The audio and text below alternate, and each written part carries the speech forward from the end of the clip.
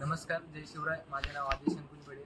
Adeshwar society Ghansoli Navi Mumbai या ठिकाणी आम्ही दरवर्षीप्रमाणे छत्रपती शिवाजी महाराजांनी स्थापन केलेल्या पावन स्वराज्यातील दऱ्याखोऱ्यात वसलेल्या तसेच शिवरायांच्या दुर्ग विज्ञानाची चुणूक दाखवणाऱ्या गडकिल्ल्यांचे वेगवेगळे गडकिल्ले आम्ही साकार करत आलो आहोत. आणि यावर्षी देखील आम्ही किल्ले पन्हाळा, पावनखिंड आणि विशाळगड यांची प्रतिकृती साकार करण्याचा प्रयत्न केलेला आहे.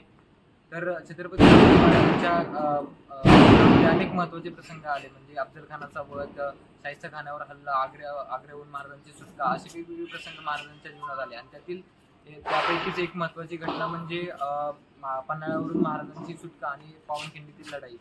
या लढाईमुळे छत्रपती शिवाजी महाराजांच्या धैर्याची प्रचिती तसेच त्यांच्यासोबत असलेल्या धैर्यवान मावळ्यांची ओळख ही त्यांच्या शत्रूंना कळाली. आणि 1660 वर्षाच्या जुलै महिन्याच्या 12 आणि 13 तारखेला ही ऐतिहासिक घटना घडली. या 12 जुलै 1660 रोजी छत्रपती शिवाजी महाराज पन्हाळ्याच्या वेढ्यातून निसटून 13 जुलै 1660 रोजी विशाळगडावर पोहोचले. तर छत्रपती म्हणजे पन्हाळा किल्ला हा कोल्हापूरच्या वायव्येस 21 किलोमीटर अंतरावर आहे. आणि पन्हाळा किल्ल्याची उंची कोल्हापूरपासूनची उंची 700 फूट इतकी आहे. तर पन्हाळ्याच्या पायथ्यापासूनची उंची ही 275 फूट इतकी आहे. या गडाचा घेर हा 12 मैलाचा आहे. तसेच जी पन्हाळ्याची जी तटबंदी आहे ती म्हणजे काही ठिकाणी नैसर्गिकरित्या आहे, तर काही ठिकाणी जांभा खडक फोडून ती बनवलेली आहे, तर काही ठिकाणी दगडाचा वापर करून ती तयार केलेली आहे.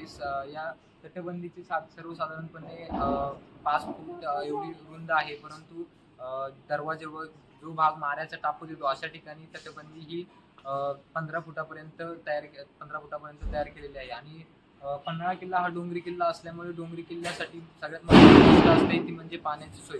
पन्हाळा किल्ल्याच्या अवतीभोवती पाण्याची सोय योग्य चांगली प्रकारची आहे. म्हणजे याच्या उत्तरेस वारणा नदी तसेच दक्षिणेस कासारी नदी आहे, त्यामुळे या नद्यांनी हा भाग वेढलेला आहे. त्यामुळे पन्हाळ्यावर पाण्याची सोय चांगल्या प्रकारची आहे. त्यामुळे पन्हाळ्यावर कधीच पाण्याची म्हणजे पाणी कमी पडत नसे आणि पाण्याची कधी गरज भासत नसे किंवा आजही भासत नाही. पन्हाळ्याला 1200 वर्षांचा इतिहास आहे. या किल्ल्याचे प्रथम शिलेदार भोज राजा नरसिंह यांच्या कारकिर्दीत बांधण्यात आला होता. हा किल्ला नाग जमातीतील लोकांकडे होता. या किल्ल्याचे पहिले नाव पन्हागनाले होते व पाली भाषेत आहे. मार्च 2 1660 ला या किल्ल्याला सिद्धीजोहरचा वेढा पडला. छत्रपती शिवाजी महाराज या किल्ल्यात अडकून पडलेले होते. मित्रांनी शोधून काढलेल्या मार्गाने ते पन्हाळगडा ते विशाळगडापर्यंत निसटले. त्यांच्याबरोबर शिवा काशीत व बाजीप्रभू देशपांडे होते. तेव्हा मार्गात शिवा काशीत यांनी प्रतिशिवाजी महाराज बनून व बाजीप्रभूने पावनखिंड थोपवून धरून आपले प्राण स्वराज्यासाठी अर्पण केले. 6 मार्च 1673 मध्ये कोंडाजी फर्जंद यांच्याबरोबर सैन्य पाठवून वेदनीतीचा उपयोग करून छत्रपती शिवाजी महाराजांनी हा पन्हाळा परत ताब्यात घेतला. तुम्हाला पन्हाळा गडावरील विविध वास्तूंची माहिती सांगणार आहे. सर्वप्रथम आपल्याला दिसते की येथे 3 दरवाजा आहे. हा खूप मोठा दरवाजा आहे. दुहेरी प्रवेशद्वारांपैकी हा एक दरवाजा आहे. तिथून सगळे वरती जातात. त्यानंतर पुढे आंबरखाना येतो. आंबरखाना हा बाले किल्ल्याच्या वर असतो. तिथे गंगा, यमुना, सरस्वती अशा 3 नावांचे धान्य कोठारे आहेत. त्यात 25,000 खंडी धान्य साठवता येते. त्यानंतर पुढे आल्यावर नायकिनीचा सज्जा आहे. त्यानंतर साधोबा आहे. नंतर इथं पराशर गुहा आहे. येथे असे मानले जाते की रामोजी पंत यांनी आपले काव्यलेखन केले आहे. येथून पुढे आपल्याला बाले किल्ला आणि सुप्रसिद्ध गायिका लता मंगेशकर यांचा बंगला दिसतो. येथे आपल्याला वाघ दरवाजा दिसतो. ह्याच्या नावाप्रमाणे हा एखाद्या वाघासारखा दबा धरून बसलेला आहे. तिथनं पुढे आलं बाजीप्रभू बुरुज लागतो. तेथून सज्जा कोठी लागते जे दुश्मनावर नजर ठेवण्यासाठी आणि खालील दरी पाहण्यासाठी बनवली गेली आहे. तेथून सोमेश्वर तलाव लागते. सोमेश्वर तलावाच्या समोर गेल्यावर रामचंद्र पंत यांची समाधी आणि त्यांच्या बायकोची समाधी लागते. त्यानंतर पुढे गेल्यावर महालक्ष्मी मंदिर लागते.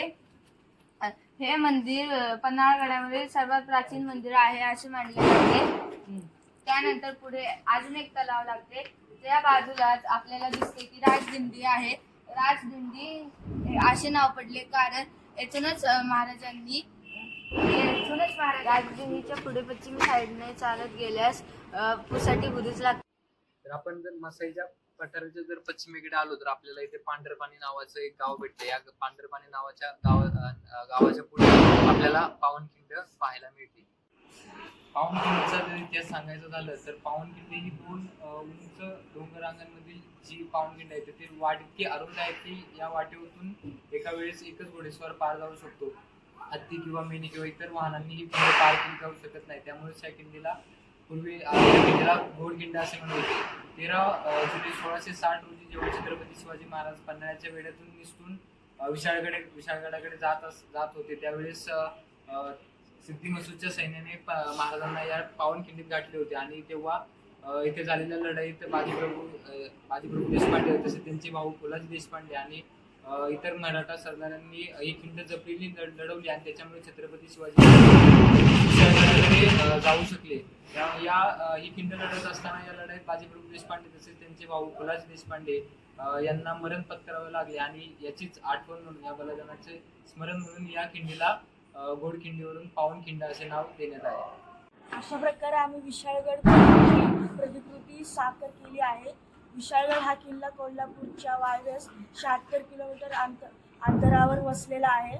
सह्याद्री डोंगररांग आणि कोकण त्यांच्या सीमेवर तसेच आंबाघाट आणि आमिसखुरा घाट यांना वेगळा करणाऱ्या डोंगरावर किल्ले विशाळगड उभा आहे. किल्ले विशाळगड हा नावाप्रमाणेच विशाल किल्ला आहे. सह्याद्रीच्या मुख्य रांगेपासून सुटावलेल्या या किल्ल्याला नैसर्गिकतेच दुर्गमतेच कवच लाभला आहे. हा प्राचीन किल्ला आमिसखुरा घाट व आंबाघाट या कोकणातील बंदरे व कोल्हापूरच्या बाजारपेठ यांना जोडणारा घाटमार्गांवर लक्ष ठेवण्यासाठी व संरक्षणासाठी बांधला गेला. आतापर्यंत आपण पन्हाळ्याची माहिती, पावनखिंडीबद्दल माहिती तसेच विशाळगडाबद्दल माहिती जाणून घेतली. पण पन्हाळ्याचा वेढा का पडला, तसंच पन्हाळ्याच्या वेढ्यातून महाराज कसे निसटले आणि पावनखिंडीची लढाई त्यानंतर महाराज विशाळगडावर कसे पोहोचले हे आपल्याला माहिती असणं खूप गरजेचं आहे.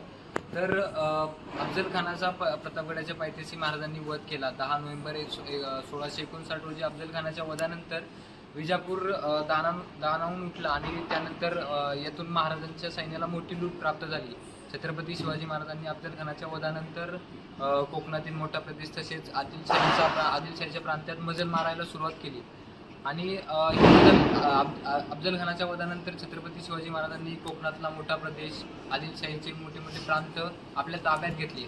तर छत्रपती शिवाजी महाराजांकडून हे प्रांत परत घेण्यासाठी, तसेच लूट परत घेण्यासाठी आदिलशहाने अफजल खानाचा मुलगा फाजल खान तसेच रुस्तमे जानम यांना छत्रपती शिवाजी महाराजांवर हल्ला करायला पाठवलं. परंतु छत्रपती शिवाजी महाराजांनी त्यांचा देखील पराभव केला.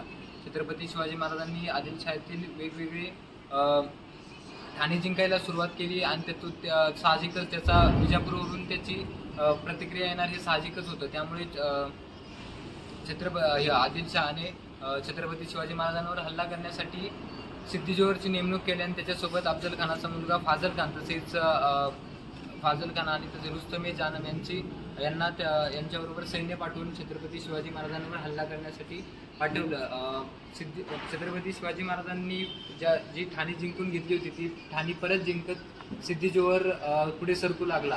तेव्हा ह्या अशा काळात छत्रपती शिवाजी महाराजांनी पन्हाळ्यावर राहणे योग्य ठरवले. कारण की जर वेढा पडला, जर सिद्धी जोहरने जर पन्हाळ्याला वेढा दिला तर सुरक्षित असं योग्य केंद्र म्हणून छत्रपती शिवाजी महाराजांनी पन्हाळ्याची निवड केली. जे गजापूरचा रणसंग्राम हे पुस्तक लिहिणारे शंतनू परांजपे हे पन्हाळ्याच्या निवडीमागचे कारण सांगतात की पन्हाळा हा छत्रपती शिवाजी महाराजांनी नुकताच जिंकलेला किल्ला होता आणि भरपूर दारुगोळा तसेच दानागोटा भरून हा किल्ला युद्धासाठी तयार ठेवला होता. आणि तसेच हा किल्ला हा आधी स्वराज्याच्या सीमेवर येतो, त्यामुळे पन्हाळा किल्ला स्वराज्याच्या सीमेवर येतो, त्यामुळे हे युद्ध एक प्रकारे आदिलशाहीच्या मुलखातच खेळले जाणार होते. त्यामुळे याचा स्वराज्यातील रयतेला देखील जास्त प्रमाणात धोका नव्हता. आणि त्यानंतर जरी गड पडलाच तरी तो झुंजवणे अशक्य नव्हते. आणि जरी एखाद्या वेळेस गड सोडण्याची जरी वेळ आली, निघायची जरी वेळ आली, तरी पुढे विशाळगड, पश्चिमेकडे विशाळगड आणि रांगणा हे किल्ले होतेच, असे देखील परांजपे म्हणतात. तर छत्रपती शिवाजी महाराज सिद्धीजोवर एक ठाणी जिंकत आपली जी छत्रपती शिवाजी महाराजांनी जी ठाणी जिंकली होती ती परत जिंकत पन्हाळगडाकडे आला आणि पन्हाळ्याला त्याने वेढा दिला. तसेच पन्हाळ्याला वेढ्यासोबत त्याने विशाळगडावर देखील वेढा दिला होता. त्यामुळे वेढा दिला होता. त्याचबरोबर सिद्धीजोहरने राजापूरच्या इंग्रजांकडून तोफा आणि दारुगोळाही घेतला होता, त्यामुळे त्याची बाजू ही अधिकच भक्कम होती.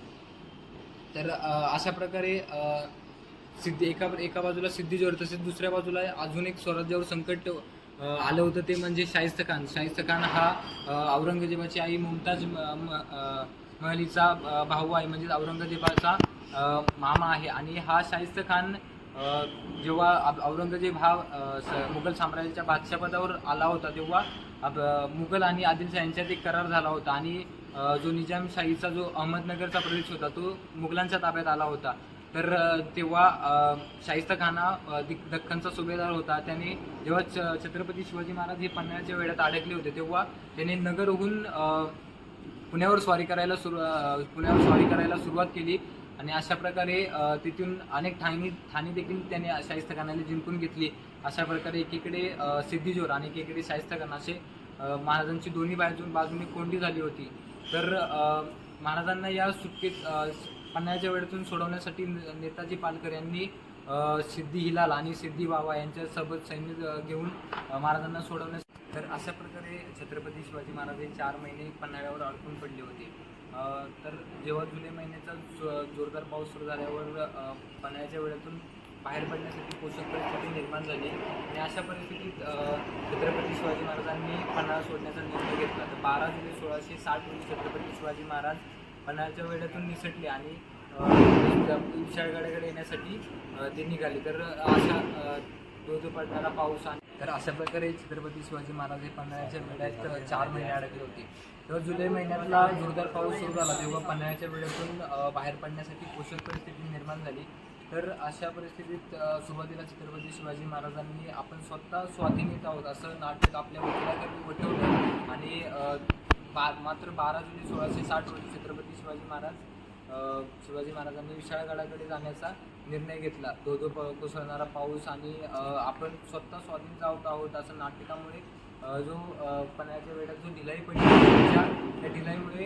त्या ढिलाईचा फायदा छत्रपती शिवाजी महाराजांना उठवता आला. आणि एका पश्चिमेकडे असणाऱ्या एका गुप्त वाटेकडून 600 मावळ्यांसह छत्रपती शिवाजी महाराज हे विशाळगडाकडे येण्यासाठी निघाले. परंतु या मोहिमेची माहिती देखील सिद्धीजोहरला लागली. सुरुवातीला त्याने छत्रपती शिवाजी महाराजांना थांबवण्यासाठी मोठे दळ पाठवले, परंतु छत्रपती शिवाजी महाराजांसारख्या दिसणाऱ्या शिवा काशीद नावाच्या एका व्यक्तीस त्यांनी सुरुवातीला पकडले. परंतु जेव्हा त्यांना सिद्धीजोहरला कळलं की हे खरे शिवाजी महाराज नाहीत, तेव्हा त्यांनी त्वरेने पुन्हा पाठलाग सुरू केला. आणि अशा प्रकारे आणि त्याचबरोबर विशाळगडावर महाराज पोहोचून येण्यासाठी सुंदरपूरचे सुभे देखील सिद्धीजोहरने नेमलेच होते.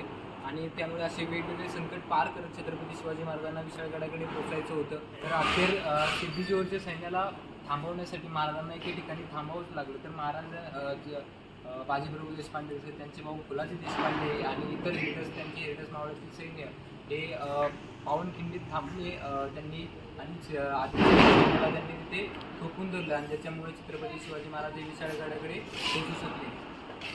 पावनखिंडीत लढताना या लढाईत बाजीप्रभू देशपांडे आणि त्यांचे भाऊ फुलाजी देशपांडे यांना मरण पत्करावे लागले आणि त्यांना अपयश आलं आणि मरण पत्करावं लागलं. आणि त्यांच्या स्मरण म्हणून आज देखील विशाळगडावर त्यांच्या समाधी आहेत. आजचे शेवटी 25 ऑगस्ट 1660 रोजी पन्हाळा आणि पावनगड हे आदिलशाहीच्या ताब्यात गेले. परंतु 6 मार्च 1673 रोजी छत्रपती शिवाजी महाराजांनी पुन्हा हे गडकोंडाची फर्ज त्यांच्याबरोबर सैन्य पाठवून ते पन्हाळा हा किल्ला पुन्हा एकदा आपल्या ताब्यात घेतला.